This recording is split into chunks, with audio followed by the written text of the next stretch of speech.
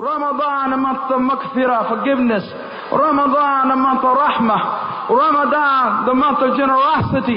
Ramadan, the month that Allah Ta'ala accepts the tawbah of the servants. The month that Allah Ta'ala blesses the servants. We are in need of a Ramadan to correct ourselves, for we have forgotten Allah Ta'ala for the majority of the year. To correct ourselves, for we've been neglectful. To correct ourselves, for we're not upon the remembrance of Allah. To correct ourselves because our hearts have gotten hard. Some hearts are dead. Some hearts are sick. Some hearts are stone cold. Some hearts are black, getting no benefit whatsoever. Some hearts are so bad and so ill that they see a good as a munkar, as an evil, and they see an evil as a good. Things are totally out of whack.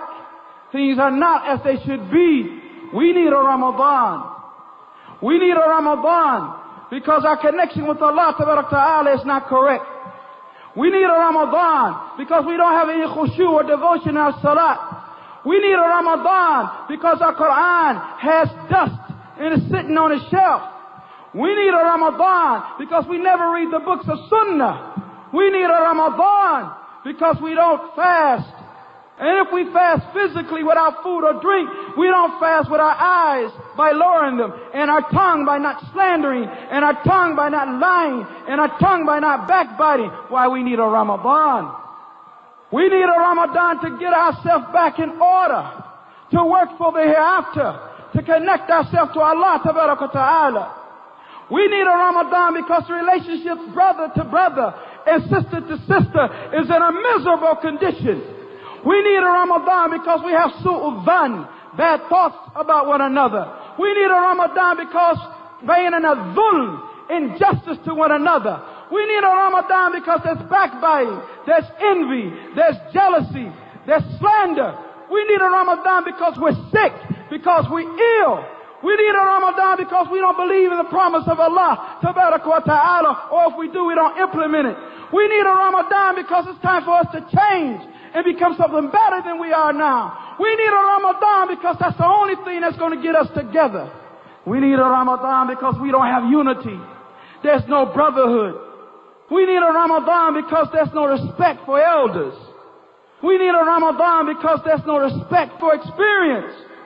We need a Ramadan because there's no real love between us. We need a Ramadan. A Ramadan full of love and the mercy of Allah Ta'ala.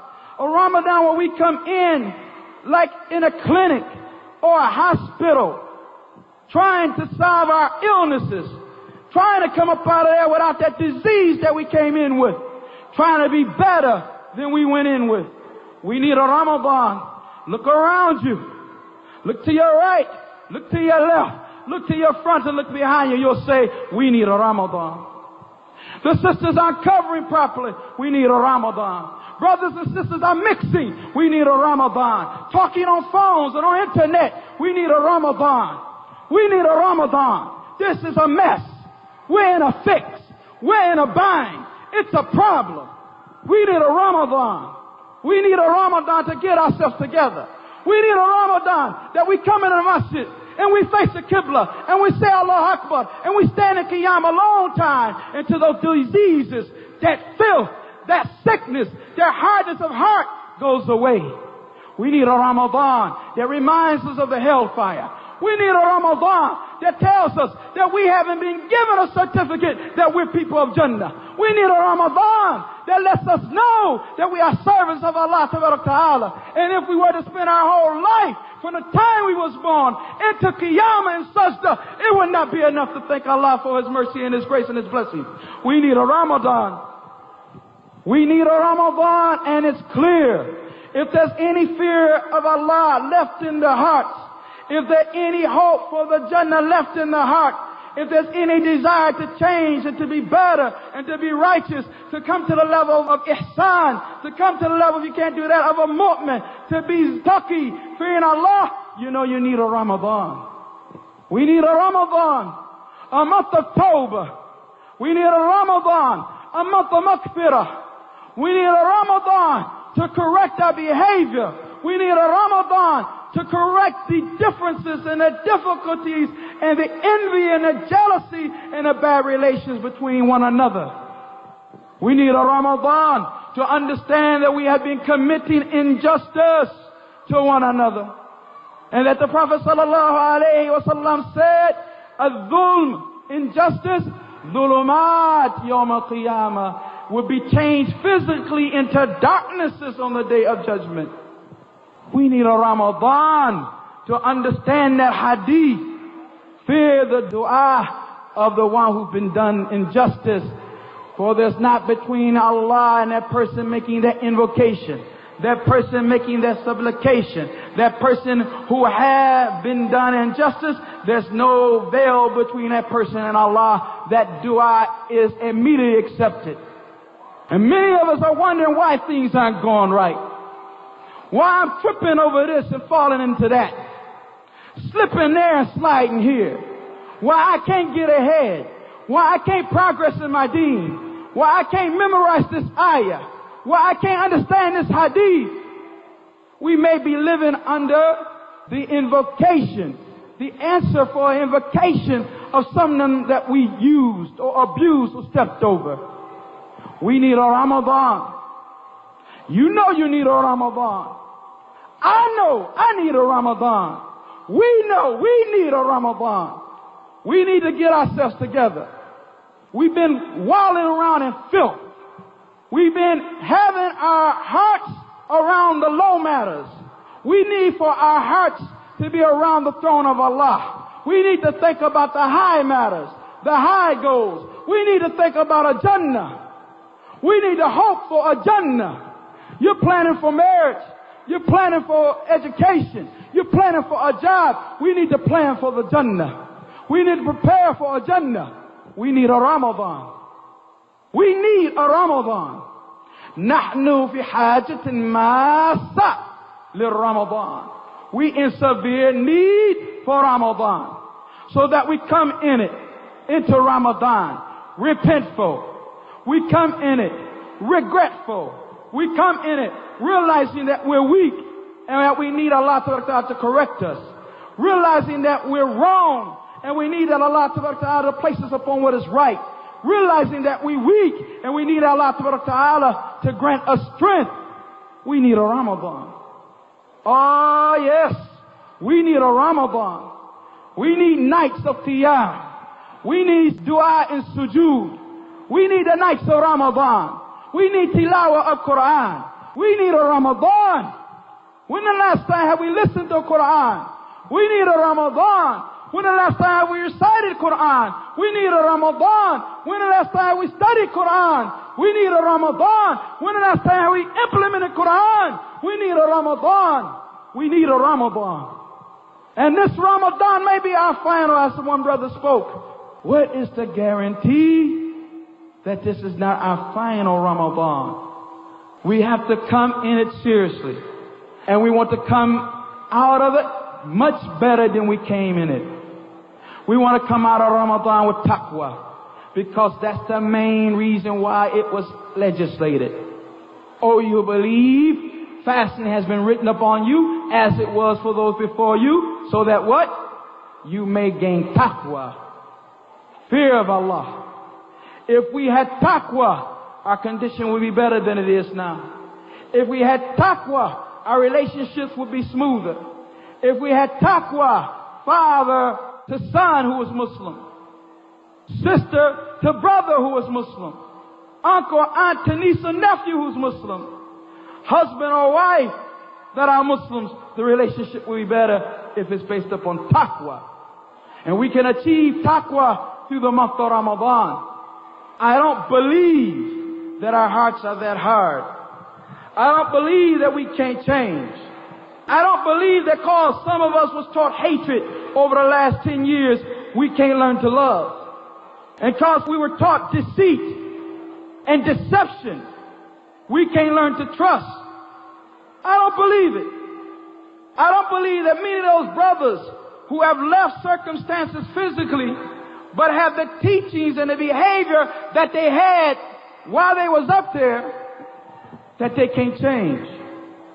That just as they physically remove their bodies from a fitna, and physically remove their bodies from a mistake, physically remove their body from foolishness, that their hearts have to follow. Bi-idhnillahi ta'ala, their hearts have to follow. We need a Ramadan. We need a Ramadan to be as the Prophet sallallahu alaihi wasallam was. That he was the most generous. He was generous in general, and he was more general in the month of Ramadan.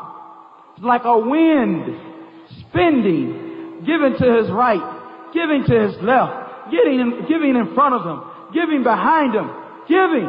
Anyone came to him, he gave. He gave without them asking. We need a Ramadan. We need to inculcate these qualities. We need to control our desires. We need to control our tongue. We need to control our limbs. We need to learn self-discipline. We need to learn control. We need to control our tongues. We need to control our anger. We need a Ramadan.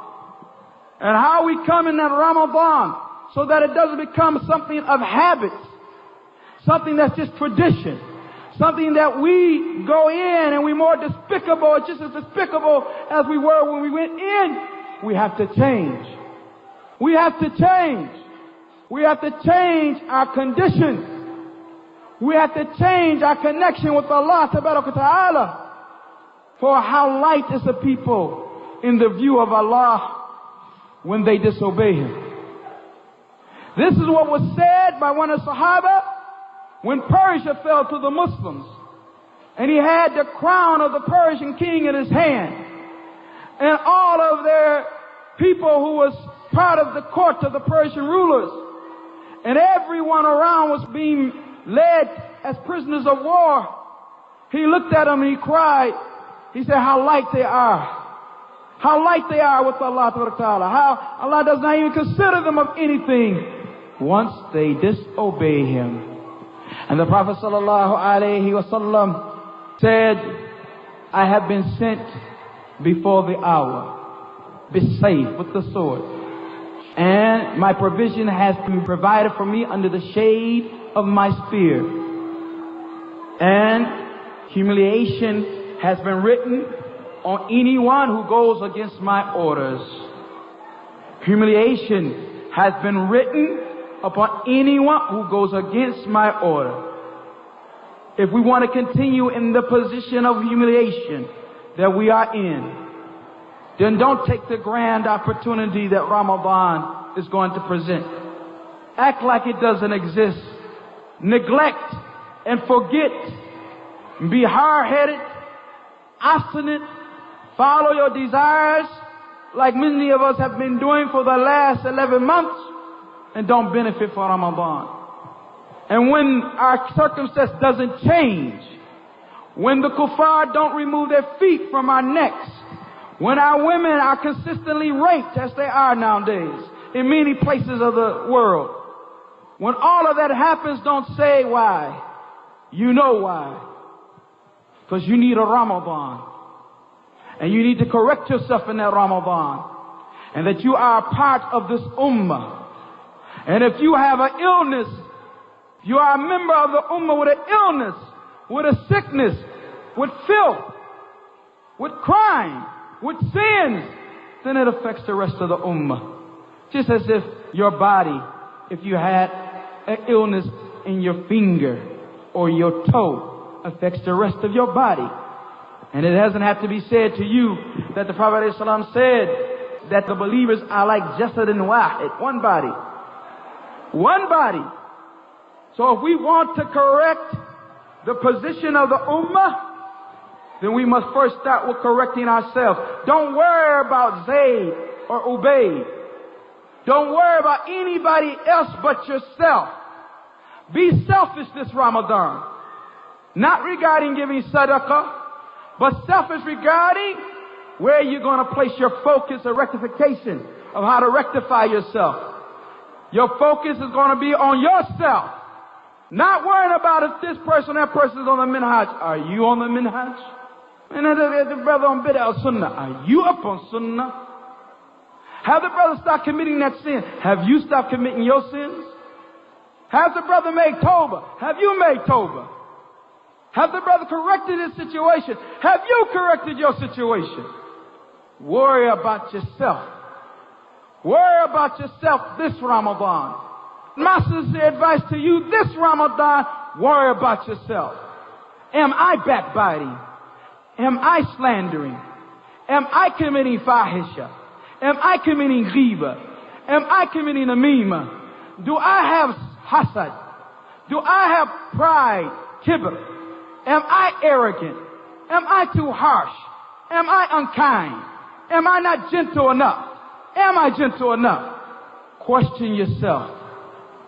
Was my intention when I said what I said and when I did what I did, the pleasure of Allah, or to be noticed? When I spoke, it was for the pleasure of Allah, or to be seen or heard? Was I doing it khalisan min qalbi, sincerely from my heart, or do I want to be known? Hubb al-dhuhur, loving to be known, breaks the backs.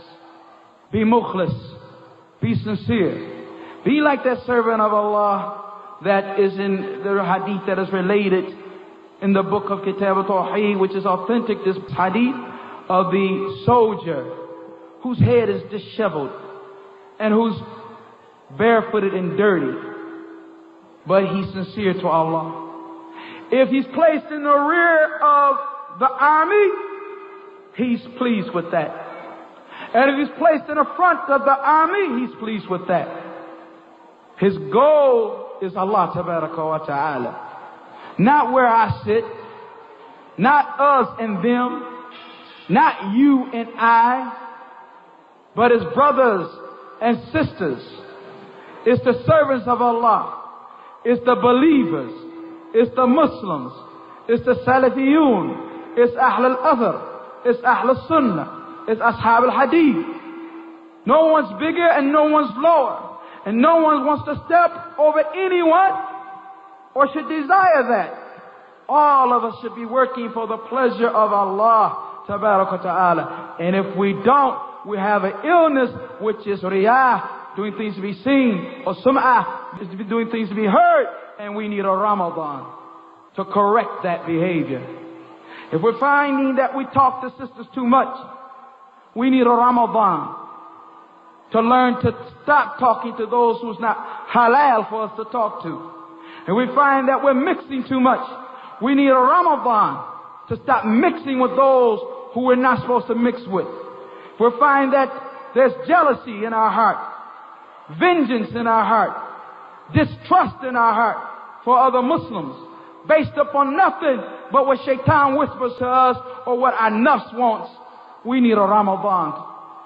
We got all the good in front of us when we have the book of Allah Ta'ala and the Sunnah of the Messenger Sallallahu Alaihi Wasallam and the Fahm al-Salaf Salih and a connection to the inheritors of the Prophet Islam, the ulama. We got all good in front of us, but we're like that individual who has a disease and has the prescriptive medicine right in front of him, but he refuses to open the package, let alone read it, let alone take it. We need a Ramadan. Our condition won't change. We need a Ramadan. We'll continue to complain. We need a Ramadan. We'll be forever in pain. We need a Ramadan. We'll go insane. We need a Ramadan. You and I. And why can't we lift up, roll up our sleeves? Why we have to beat the hands of one another? Why we have to step on somebody to get somewhere? Why do we have to step on our brother? He wants to go to the same place you want to go, the Jannah. Why can't we do it together? Why can't we be side by side? You roll up your sleeves and I roll my sleeves and we get busy and we help and support one another. Why can't we make excuses? Why can't we forgive? Why can't we forget? Why can't we let things go? Why can't we let things go? Madama, as long as we're upon bayyana, clarity. We're not saying let things go at the expense of clarity. Upon clarity, knowing the haqq, knowing the sunnah, knowing the deen, connected to the scholars, not preceding them in any statement or action. And if they make a statement, we make their statement. We don't add our own. This is important. We need a Ramadan, that blessed month, that you can go in and you are bakhil, selfish miser, come out jawad, generous. That blessed month, you can be one of those hard-hearted brothers that everybody slams you with a smile, but you never give nobody a smile. You'll come out of Ramadan, if you do it right, smiling in the faces of your brothers. Not in the faces of your sisters, in the faces of your brother. We need a Ramadan to correct our condition. We're slow. We're lazy. We don't have any incentive towards deen and akhirah, the hereafter. Our incentive is towards dunya. And if the opposite of that was true, most of this neighborhood around here would be Muslim. The opposite of that true with the amount of Muslims here in this state alone, no Muslim would seem strange. Many would enter Islam in folds, as Sheikh Zayd al-Madkhali Hafidhullah said in his explanation of Surah Thalatha, that Islam, if the mahasin, the beauty of it is explained. Islam, he said, is a mu'ajiza min al-mu'ajizat. It is a miracle of the miracles, Islam. Mu'ajiza min al-mu'ajizat. Islam is a miracle of the miracles. Mu'ajiza. Ayah min al-ayat. Miracle of the miracles. It is that when it is presented to the heart, when it is presented to people, and is done in the right way, what happens?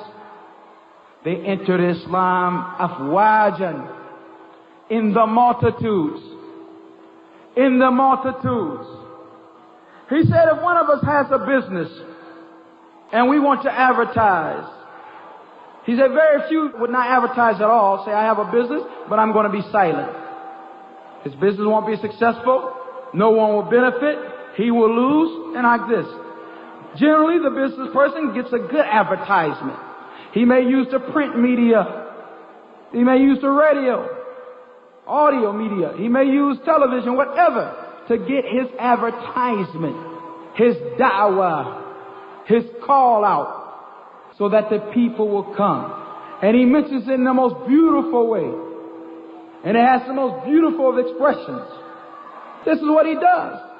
The Sheikh said, if we were to do that with Islam, if we were to do that with Islam, show its beauty, explain its mahasin, its beauty, it is the natural fitrah of the person, unless his fitrah has been polluted, that he wants Islam. He wants to know why he's here upon earth. He wants to know his Creator. He wants to have a connection with his Creator. He wants to know the purpose of his existence. For who will explain it to him or her? Who will tell them? Who will open up those hearts? It's supposed to be us. Those of us who can't express ourselves. What about our action? If the person sees you're truthful, why are you truthful? Because Islam teaches truth, that you must be truthful. And that is a high martaba, being truthful. A siddiqiyya, or being min a siddiqeen, is the only martaba, the only level that's after the prophets. First level that's after the prophets, rather. Closest to the prophet's station is those who are the siddiqeen, the most truthful. So you be truthful because of that. You keep your word because of that. You are gentle. You are nice. You have good behavior. You have good etiquette. You have good deportment. They come to Islam. They come to Islam afwajan, brothers. So if you don't see them doing it, it's because we're not doing what we're supposed to do.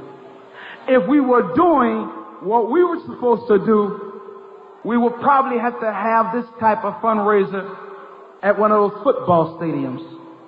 If we were doing what we were supposed to do, the people would hear Islam upon the radio. They would see articles written in the papers regularly. They would see good behavior. They would see kindness and gentleness and patience and forbearance. They would see the qualities and characteristics of Mustafa sallallahu alayhi wa sallam if we was on our job. But we're not. We're not.